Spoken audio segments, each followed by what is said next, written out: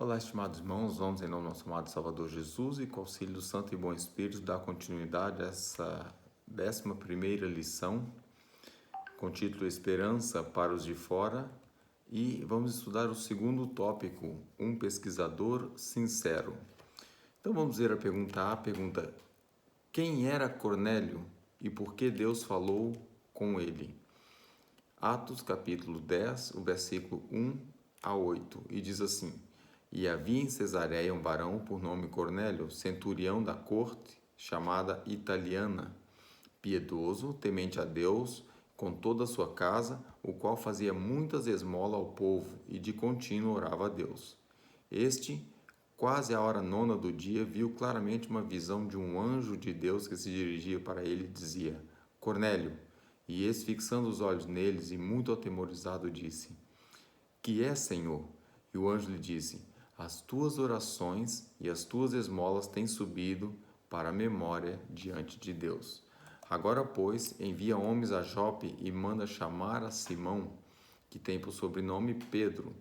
Esse está com um certo Simão, curtidor, que tem a sua casa junto ao mar. Ele te dirá o que deveis fazer. E retirando-se o anjo que lhe falava, chamou 2 dos seus criados e a um piedoso soldado que estava ao seu serviço, e havendo-lhes contado tudo, os enviou a Jope. Então vemos aqui o porquê, quem era Cornélio, aqui explica bem, que é um varão, é centurião da corte chamado Toliano. Centurião é que cuidava de 100 homens, normalmente 100 soldados, por isso que é chamado centurião. Então ele recebeu aquele anjo, né, como está aqui escrito. Então tomou providência para que um soldado, que era um soldado piedoso, como diz aqui o texto, fosse a Jope com mais 2 serviçais seu, trazer ali aquele tal Simão com o sobrenome Pedro. Vamos ver o que fala aqui a pena inspirada.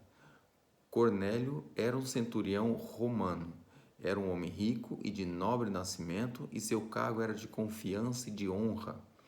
Gentil de nascimento, ensino e educação, passou a conhecer o Senhor por meio de contato com os judeus e o adorava com o coração verdadeiro, demonstrando a sinceridade de sua fé pela compaixão para com os pobres, a importância das esmolas. Era conhecido de longe e de perto por sua beneficência, e a vida justa lhe dava boa reputação entre os judeus e também os gentios. Sua influência era uma bênção a todos que com ele entravam em contato. Crendo em Deus como Criador do céu e da terra, Cornélio reverenciava, reconhecia sua autoridade e procurava seu conselho em todos os negócios da vida. Era fiel a Jeová tanto na vida doméstica quanto nos deveres e no seu cargo. Atos dos Apóstolos, livro, páginas 132 e 133. Então, interessante, registrado, acho que Patriarcas, Atos dos Apóstolos, é isso mesmo.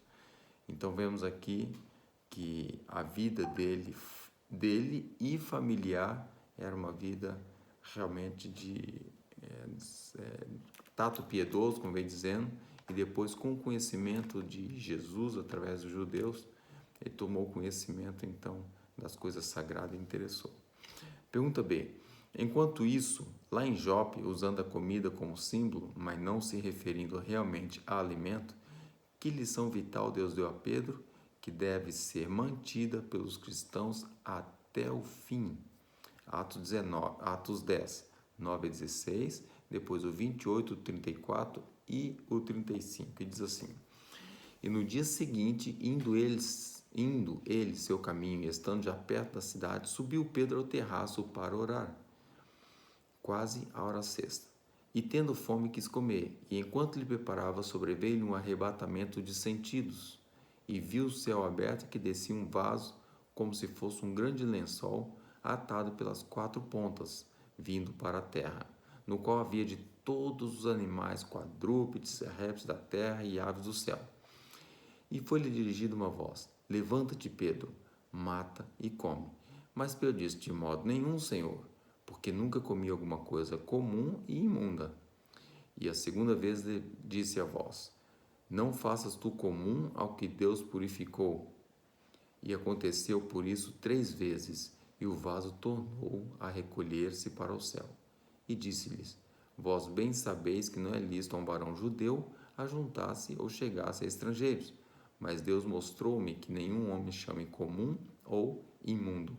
E abrindo Pedro a boca, disse: Reconheço por verdade que Deus não faz acepção de pessoas, mas que lhe é agradável aquele que, em qualquer nação, o teme e faz o que é justo. Então nós vemos aqui que Deus usou a alegoria da carne imunda para justificar a Pedro entender que tinha que receber aquele homem que tinha uma concepção errada de que, devido a ele ser romano ou ser gentil, ele poderia ser imundo, uma concepção leviana que era usada pelos os fariseus não convertidos. E Pedro entendeu que não era e que devia atender aquele homem. Então ele abriu a boca e disse: reconheço, né? Por verdade que Deus não faz acepção de pessoas. Ele entendeu que o objetivo daquele lençol não era o alimento, mas sim as pessoas. Vamos ver o que diz a pena inspirada.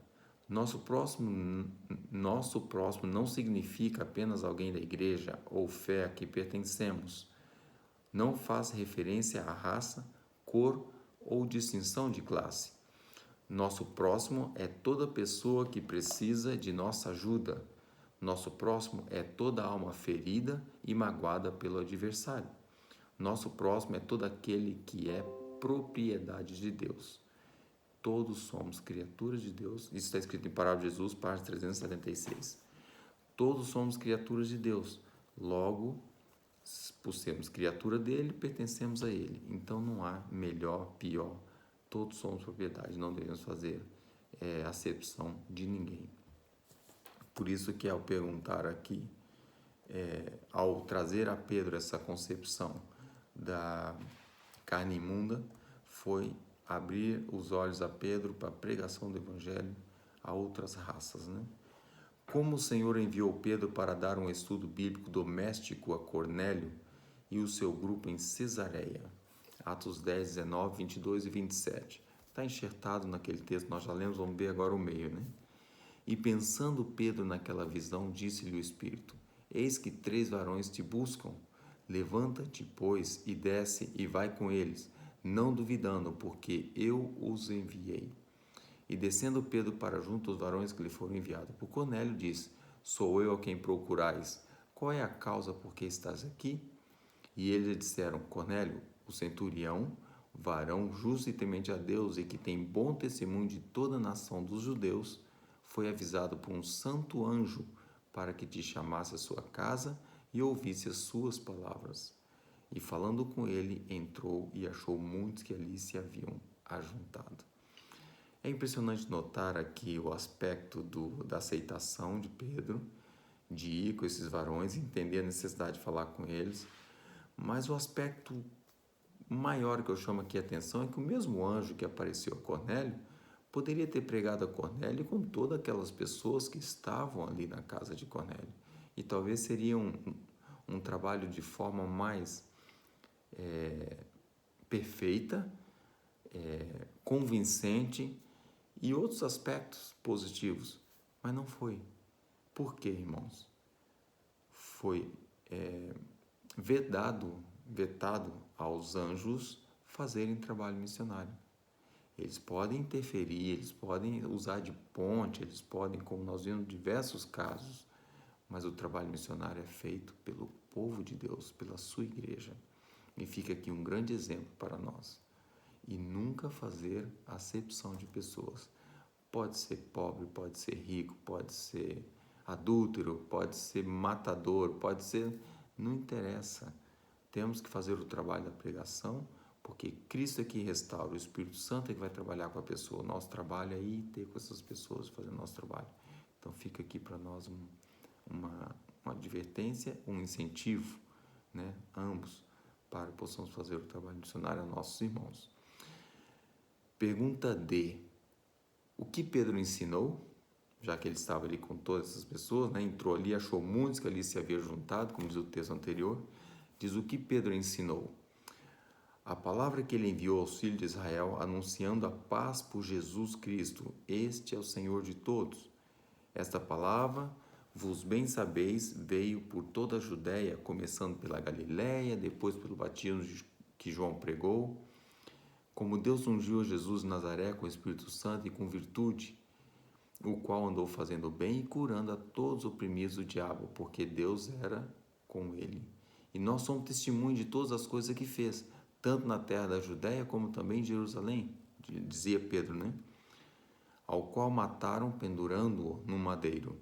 E a este ressuscitou Deus ao terceiro dia e fez que se manifestassem, não a todo o povo, mas às testemunhas que Deus antes ordenara, e a nós que comemos e bebemos juntamente com ele, depois que ressuscitou dos mortos, e nos mandou pregar ao povo e testificar que ele é o que por Deus foi constituído juiz dos vivos e dos mortos. A este dão testemunho de todos os profetas, de que todos os que nele creem receberão o perdão dos pecados pelo seu nome. Então, essas foram as palavras de Pedro para aquelas pessoas. Diz a pena inspirada: da promessa feita a Adão, passando pela linhagem patriarcal e pela economia hebraica, a gloriosa luz do céu preparava os passos do Redentor. Então vemos aqui o maravilhoso trabalho que Pedro fez ao encontrar essas pessoas e falar para essas pessoas do Jesus, do trabalho que Jesus fez, testemunhando que eles viram, ouviram, apalparam, sentiram, comeu junto com Jesus, e foi uma pregação cristocêntrica. Irmãos, eu chamo muito a atenção do grupo nosso e também do campo aqui na medida do possível, né, como departamental de Escola Sabatina do campo português, para fazermos um trabalho missionário cristocêntrico. Não adianta falar de sábado, não adianta falar de carne, vestuário, casamento, ou seja, qualquer outra doutrina que nossa igreja tem, se Cristo não é o centro da pregação. Se a pessoa com quem nós falamos não conhece o Jesus que nasceu, que foi prometido no Éden, primeiramente, que nasceu, que viveu, que morreu, que ressuscitou, como aqui está dizendo, subiu ao céu, mandou o Espírito Santo, está diante de Deus intercedendo por nós. Se a pessoa não conhecer todo esse processo de salvação, ele não está preparado para o restante. Então o restante vai ser por amor, por interesse, por querer fazer a vontade de Deus. Vai ser uma religião sincera, uma religião de coração. Então recomendo a todos os irmãos que for fazer o trabalho, faça como Pedro, explica Jesus, explica o seu trabalho, explique o que ele fez, o que ele o que ele está fazendo nesse momento. E a partir do momento que a pessoa compreender isso, todo o restante é mais fácil. Irmãos, que essas lições possam ser maravilhosas para nós e lembrar de não fazer acepções de pessoas, fazer o trabalho excepcional e ver a necessidade que há de continuamente falar ao seu vizinho, ao seu amigo, à sua família, aos familiares, dentro de casa, a si próprio estudar e buscar a santificação, preparar para a chuva serôdia, para que essa obra possa ser concluída. Que Deus dê sua graça, abençoe cada um de nós hoje e sempre. Amém.